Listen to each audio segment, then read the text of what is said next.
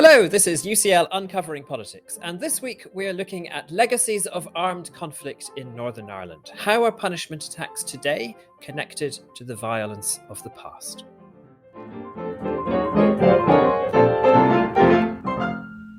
Hello, my name is Alan Rennick, and welcome to UCL Uncovering Politics, the podcast of the School of Public Policy and Department of Political Science at University College London.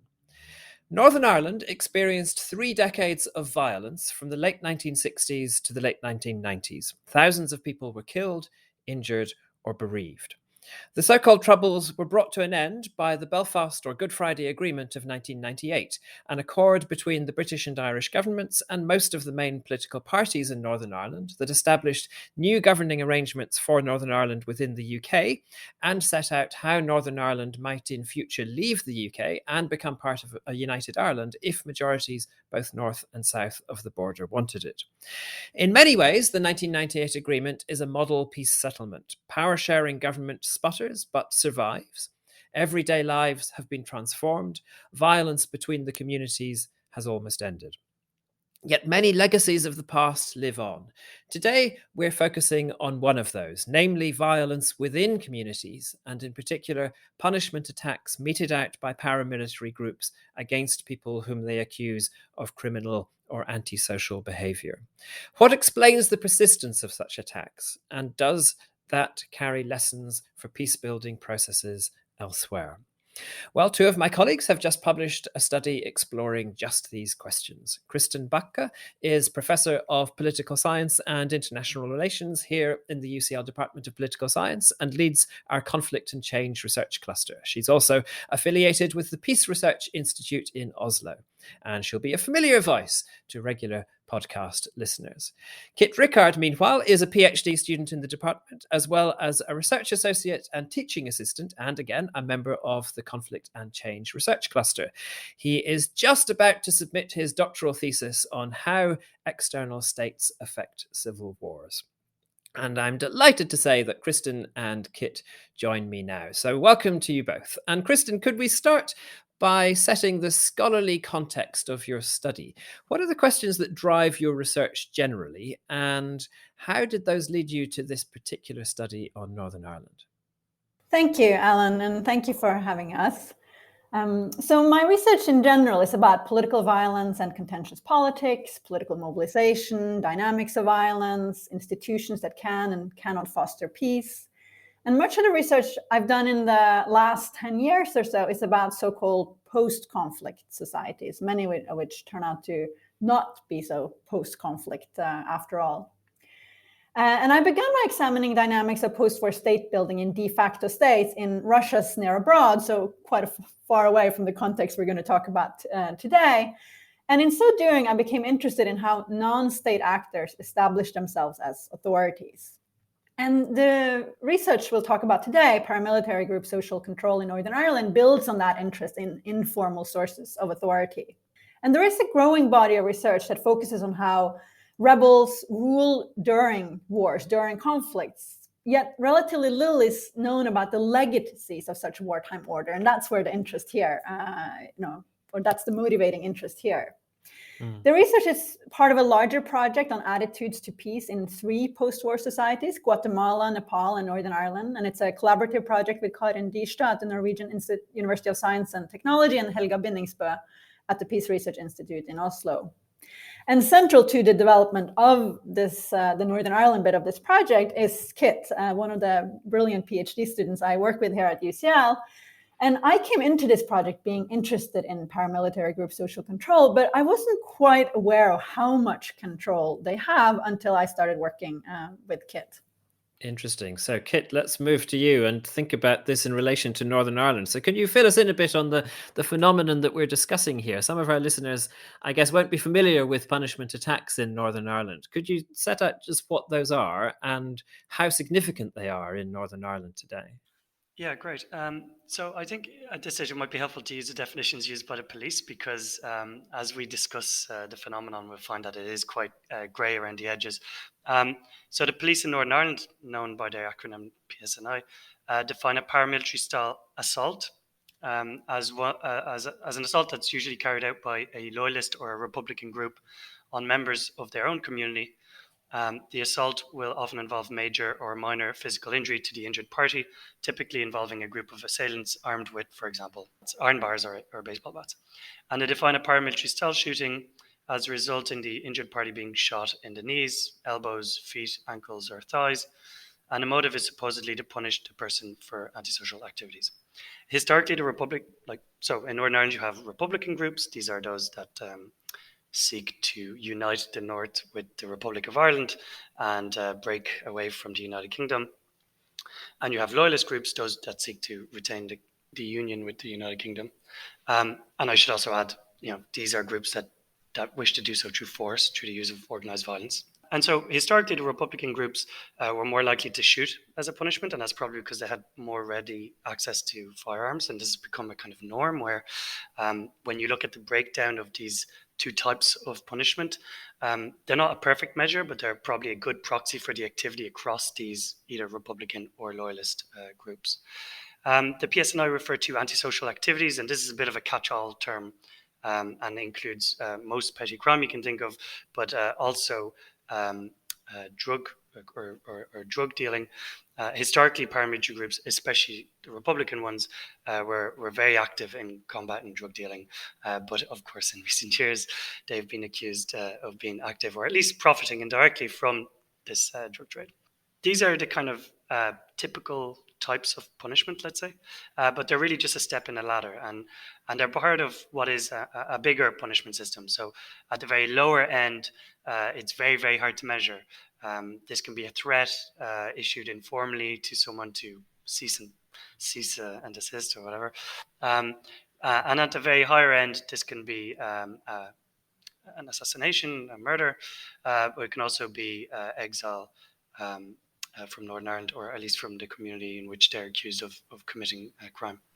And then even within these types of punishments, there are degrees. So shooting, very kind of infamously in Northern Ireland, you can have clean shootings or dirty shootings, which, a dirty shooting is much more likely to maim someone permanently than a clean shooting. So what does that actually mean? So in terms of the actually how it's carried out, generally a dirty shooting is a kneecap. When you're shot in a kneecap from behind the leg, and so when the bullet emerges on the other side, your kneecap is blown off, and so it's very unlikely that you'll walk without a limp after a dirty kneecapping, as opposed to a clean one where you're shot from the front and a lot of the back is flesh and muscle, and that recovers better. But I should say, that again is just one of the kind of degrees within these. You have, I don't want to glorify it too much, right? Because if you talk, it's almost like you're kind of glorifying it. How cool is this? But you have clips and different types of punishment, and they're all generally horrific, but different degrees of horrific. I think also what's worth noting is, from an outside perspective, when you look at the statistics of shootings and beatings, often you assume that shootings are worse than beatings, and based on our research, a lot of people within the community would much rather be shot than beaten, because it's much quicker to be shot, and the damage is more predictable, if you like. And how common are these kids? How frequent are these attacks, and how spread are they through Northern Ireland? So if you look at the official statistics since the end of the conflict, that's 1998, the peace agreement was signed, until 2020, we have over 3,000 of these attacks. So I think the number is at 3,200. What does that actually mean? In 2020, there were 57 attacks, 32 beatings, and 14 shootings. And again, this is interesting because you can capture the activity across the different groups. It's a rough measure, but you can capture the activity. And this was a decrease from 85 in 2019, but at these levels, it hovers a lot. So over the past 10 years, the trend hasn't been downwards. It peaked in 2017 with 101. And if you look at over the entire kind of post-conflict period, it really peaks a lot in the early years. So from 98 till about 2004, you have a lot of these attacks, and you're probably more capturing intergroup dynamics between paramilitary groups than what we're interested in, which is really the social control. Yeah, it's more akin to a turf war at that point. But now this is very much within the community, and those that are targeted are generally very often, I would say, the most vulnerable within those communities. Yeah. Yeah. So your study asks essentially how far patterns in punishment attacks today can be explained by patterns of violence in the past and what mechanisms these connections work through. Before we get into how you seek to answer that question, which I think is fascinating, actually, Kristen, do you want to just sum up what answers you find, what conclusions you reach?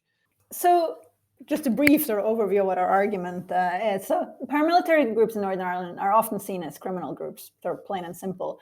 And while there's little doubt that several of them are engaged in criminal activities, in some communities, they operate as people with influence because they have a certain social standing. And that's a legacy from the control they were exercising during the conflict. And as I said in the introduction, there is a growing body of work that looks at how armed groups create informal institutions in wartime. And we argue that armed actors can benefit from the social control these informal institutions grant them long after the conflict comes to an end. And there are two key mechanisms here that drive this. So first, there's a top-down mechanism. So instrumentally, armed actors may use the legacy of wartime institutions or the wartime order they were creating to undermine the state for either political or criminal motives in the so-called post-conflict period. Either way, they want to control information, mobilize support, and recruit new members. And they do so in areas that their predecessors controlled. There's also a sort of second part to this top-down mechanism, and that's more of a socialization aspect. Through socialization, members of armed groups may have become used to positions of power or a certain standing within their communities and want to hold on to that position. So that's sort of the top-down, the motives on the part of the armed actors. Then there's also, we argue, a bottom-up mechanism here. Through socialization, civilians have come to rely on informal institutions, so order provided by non-state actors for their strategies of survival, so to speak. So in areas where armed groups developed informal institutions during the conflict, people may have come to accept and internalize norms stipulating that certain aspects of governance is done, and perhaps done better, or is done by the non-state actors, not done by the state. So people become used to relying on non-state actors, informal sources of authority for certain kinds of quote unquote justice. So that's the argument in brief. And so your argument is that both of those mechanisms, the top down and the bottom up, are both operating here. And that bottom up one is fascinating. I mean, is it you describe it there in terms of people feeling that they're used to this way of achieving order, or potentially they feel it's a better way of achieving order. I mean, I guess you can see that might be the case if they reject the state and they reject the validity of state order, which you would expect to get from the Republican side. But one of the interesting things is we get this on both the Republican and the loyalist sides here. Yeah, it is. And, we would, in some of our interviews, and we'll talk about the research we did in a moment, but also in, the work that others have done, you'll see that people talk about, they'll say things such as, we just don't go to the police, or that, the quote, justice provided by these groups is sort of described as swift or speedy justice, quicker than going to the formal institutions. Yeah, and can I just add on the loyalist point? So you would expect, because historically from the outside they seem to be pro-state, and a lot of the literature that we by colleagues as well in this department, Neil Mitchell comes to mind, right? Sabina Carey at Mannheim looks at pro-state militia groups or pro-government militia groups, and I think in the Northern Irish context, the difference between being pro-state and pro-government is really important, because whilst they are pro-state, they historically have a very, very contentious relationship with the government that sits in Westminster generally, and also with the forces of the state, so with the police and with the army. And so it's when you speak to members of loyalist paramilitary groups or those from the community, they will very often refer to the fact that they were the first to murder a soldier in Northern Ireland during the conflict, right? And what emerged, I mean, really, this is about the emergence of the groups, but they emerged to defend their communities because the police couldn't, and so they have that kind of relationship. Yeah, very, very interesting. Let's talk about the methodology here. So you've both, Kristen, you referred to interviews, and Kit, you've also referred to speaking with these people. Kit, do you want to explain a bit further what methodology you've used in this paper? Yeah, we use I would say a wide range of methods because it's such a kind of thick and difficult causal story that we make, and we actually think that this is working through multiple mechanisms, and therefore we employ multiple ways of measuring this. In the first step, we basically do kind of archival research and looking at other political scientists and other scholars from the conflict, and try and trace the emergence of these governance institutions, if you like, and how they emerge during the conflict. And this part is important not only because it's an interesting read. I think it's like interesting just how these institutions come about, but it's important because we show that these groups, which are nominally violent actors, also take part in providing limited but public goods. So we're interested in the justice system and the kind of community or communal policing they do, or vigilantism, if you like. But they also, more famously or just as famously, have the black taxi cab service, and Republican groups set up Irish schools, these kind of things. And so they're providing for the community some public goods. And we also show that these institutions emerge during the conflict and not before. And so those 2 points are very important in terms of identifying the effect of such institutions in the long term. At a second step, we explore, again, we're interested in the spatial, where this violence and where these institutions exist across space and time. And so we explore the locations of violence during and after the conflict. And so we first map out violence in order to explore where informal killings occurred during the conflict and where this violence persists today. And so as a first step, you look at the visual trends, and then we run statistical models. So the data we use for the violence during the Troubles is data from Sutton Index of Deaths, which are geolocated. And this is a kind of database which includes who died, who was the perpetrator, what was the reasoning behind that murder or death. And then secondly, how do you capture where these groups are active today is quite a difficult thing. And we use data from the police service in Northern Ireland, which we're really grateful for them giving to us. And we use anonymously, which shows where the attacks occurred. And these are the same attacks I referred to earlier when describing the recent statistics.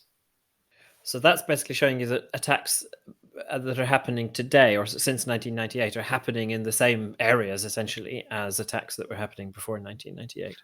That's correct, yeah. We first do a kind of visual inspection, and it's quite evident that is the case. However, we try and control for alternative stories, which in our case, you might think it's deprivation.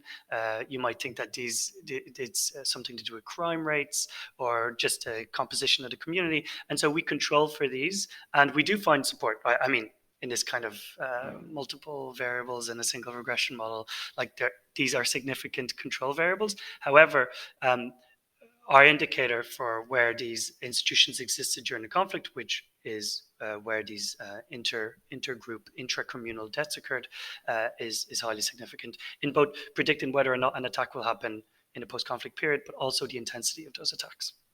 Okay, so that's giving you kind of correlation, if you like, but then you're digging deeper in order to get into the causal mechanisms. So you're doing interviews and also survey work, yeah? That's correct. So we first do interviews, and this really allows us to, well, in our analysis, we analyze the interviews, and we do field work. And this allows us to get a sense of this kind of top-down mechanism, really. So whom are you interviewing? So we spoke with the police in Northern Ireland. We spoke with many local academics, community activists, and former members of paramilitary organizations. And notably, like, the context within which you speak to the latter two is generally through these restorative justice organizations, which are, honestly, this is where I want to spend the rest of my research, because they're so interesting, these organizations, but these are organizations that act as a kind of go-between between paramilitary actors and the police. And some of them work more with the police and some of them work more with the paramilitary actors. And Kristen, do you want to come in? Yeah, no, I mean, these organizations, just to continue what Kit is saying, are they, many of them are run by former paramilitaries, and that gives them a certain, so people who now have a distance from violence, and that gives them a certain standing in the community, so they might be able to mitigate between paramilitary groups and the sort of victims of the paramilitary group activities today. Well, just as a final point, we analyze survey data to really get at this bottom-up mechanism. And of course, this is probably the hardest thing to really capture. And so we employ a survey that Kristen fielded in 2015 with 2016, apologies, with her colleagues that she referred to at the beginning. And it's part of the Attitudes for Peace project at Peace Research Institute of Oslo. And so we basically combine this survey, which is geolocated, with our geolocation of attacks. And we find that that people that live in areas where there are many Republican attacks are much less likely to support or to trust the police or to turn to the police if they have an issue. And those who live in areas with many loyalist attacks are much more likely to turn to informal sources of authority. Yeah. And you're taking that as an indication that the bottom-up mechanism is working there.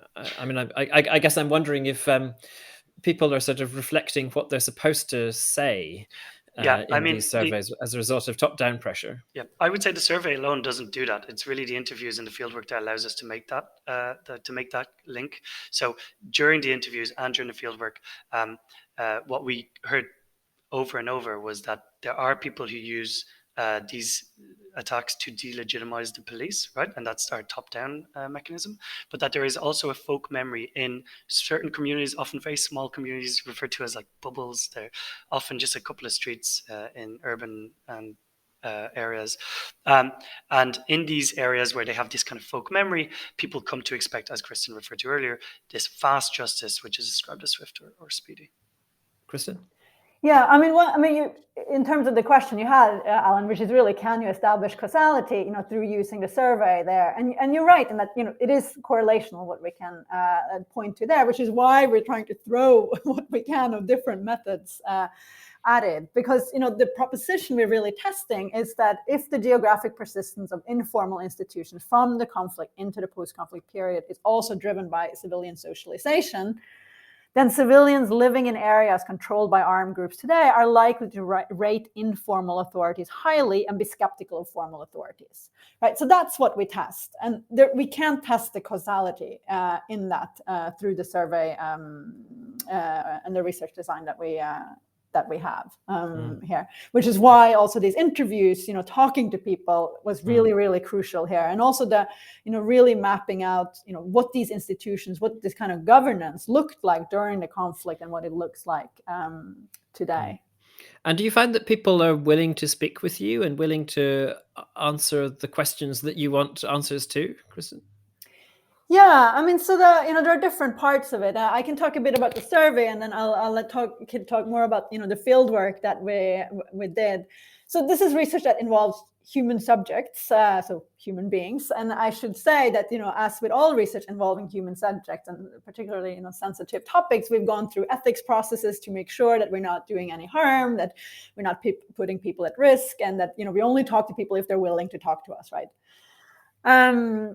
And in the survey itself, so this was fielded in 2016, it was a big survey, about a 40-minute interview sort of on people's doorsteps, so it's face-to-face, asking people a range of questions about the conflict itself, about the so-called post-conflict period, what they think about the peace agreement, and then also what they think about various sources of authority, right? What they think about the police. And then we tried to get at what they think about informal sources of authority. Now, in this survey, we did not ask people directly about paramilitary groups. We used some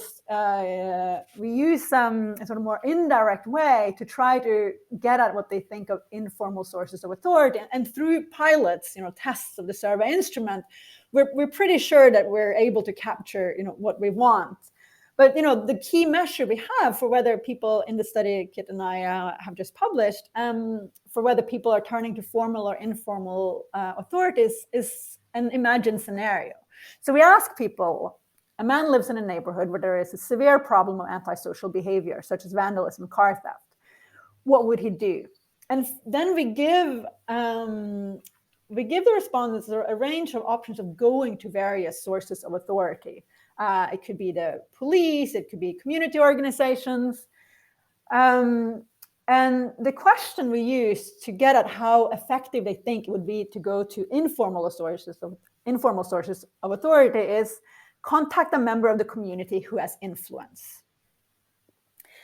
And then so they rate sort of how effective it would be to go to that. They also rate how effective it would be to go to the police or other kinds of authorities.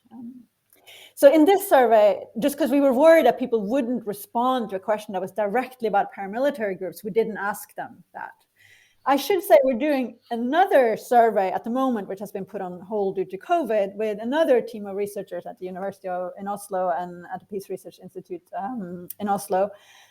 And in that survey, we're actually asking people more directly about paramilitary groups, what they think of them. And, I think we could probably have done that in our 2016 survey too. I think we were more cautious in designing that because this isn't really a taboo topic in Northern Ireland. This is in the rest of the United Kingdom. I think we're not so aware of that this is happening. Yeah. But in Northern Ireland, people are acutely aware that this is happening. There are public campaigns to end these attacks, right? There are big posters on bus stops with "paramilitaries don't help you, they hurt you." So I think asking people about these attacks is not, I think, as taboo as we initially thought when we designed this survey. I'll let Kit talk about talking to people in our field work.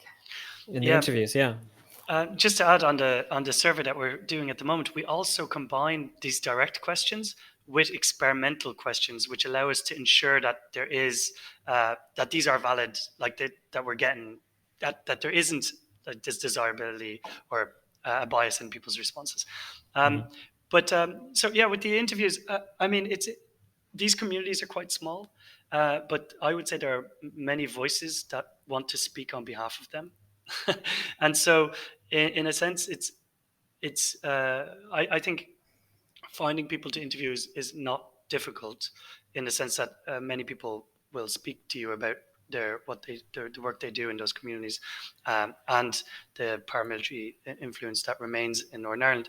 I think what we were very conscious of was trying to get as many of those voices from as wide a spectrum as possible, because it really comes down to the nature of those attacks for a lot of the people in the community. So whether or not they are predominantly crime motivated or motivated in protecting the community. And so, depending who you're speaking on, you'll have a very different sense of why these attacks are happening. But that was really, I think, the main thing. Yeah, fascinating.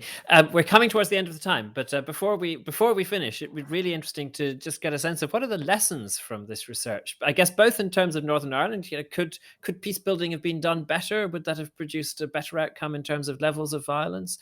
And also, suppose what do your findings transfer to other countries? You mentioned, Kristen, that this is part of a multi-country study. So how does this transfer to other countries as well?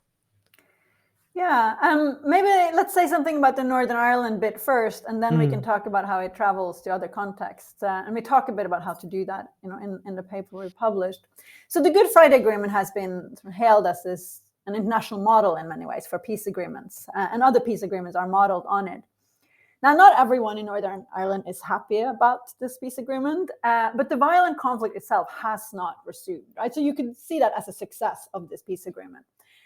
However, it is a fragile peace in many ways. And we saw this in the spring when we saw unrest in the streets of Belfast. And the reason for the riots in the spring were complex. Loyalist discontent with the consequences of Brexit, long-term deprivation, disillusionment with governments in London and Belfast, low confidence in the police. Lots of things went into these riots, as did paramilitary groups.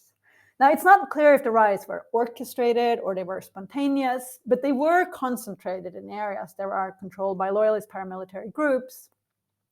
And I think particularly noteworthy about the influence of these groups was that there are many actors who tried to stop these riots, and community groups, youth organizations were definitely central in doing so. But the paramilitary groups were too, right? Certainly in the first wave, when we saw the rioting sort of calm down a bit, was after the paramilitary groups, loyalist paramilitary groups, went out and said, let's calm down, right? So that's indicative of the influence that they still have.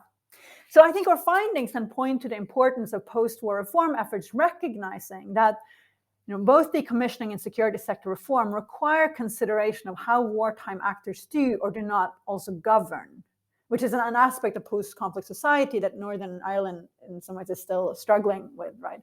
So our findings support the Independent Reporting Commission, which recommends a twin-track approach that combines, and we're quoting here from this report, combines policing and justice responses alongside measures to tackle the deep systemic socioeconomic issues in the communities most affected by paramilitarism.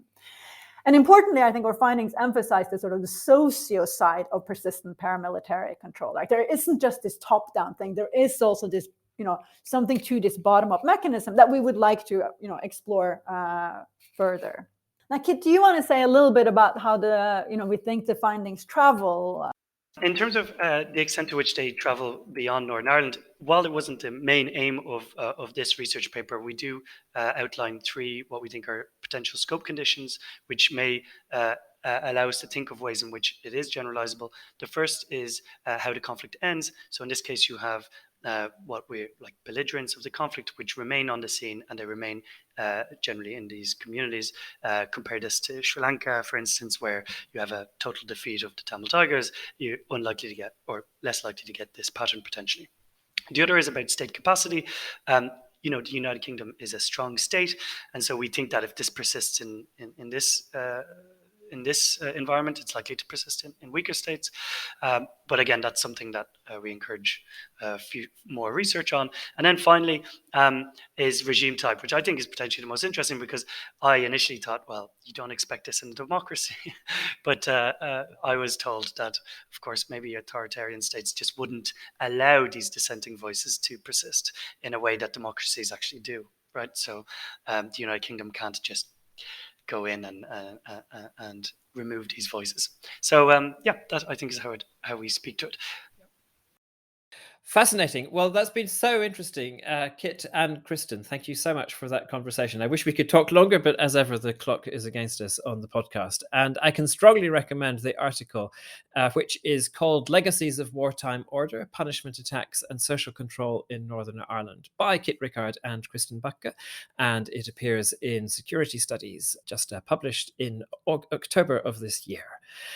And next week, we'll be back again with another fascinating episode. So, as ever, to make sure you don't miss out on future episodes of UCL Uncovering Politics, all you need to do is subscribe. You can do so on Apple, Spotify, or whatever podcast provider you use.